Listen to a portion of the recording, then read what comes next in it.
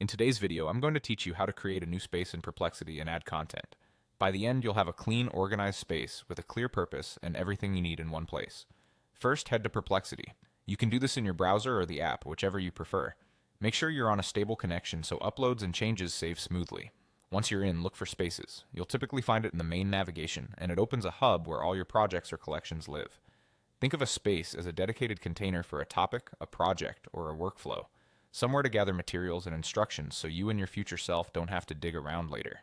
Create a new space. You'll see an option to start fresh. Select it to open a blank space setup.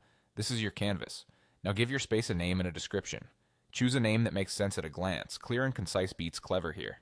In the description, explain what the space is for, who it serves, and how it should be used. A few sentences is enough, but be specific. If it's for research, mention the focus and any constraints. If it's a project hub, note the deliverables and timeline. Don't worry about getting it perfect. You can edit this later as your needs evolve. With the basics in place, start adding content.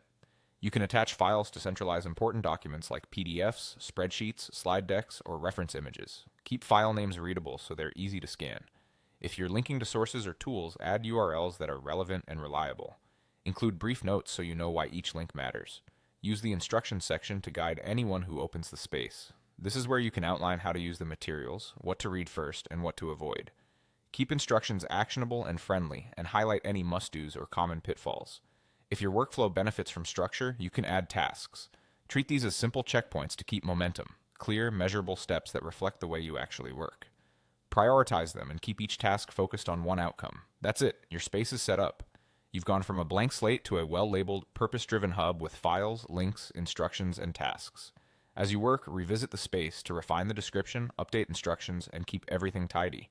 Consistency is what turns a space into a dependable source of truth. When you're ready, you're done.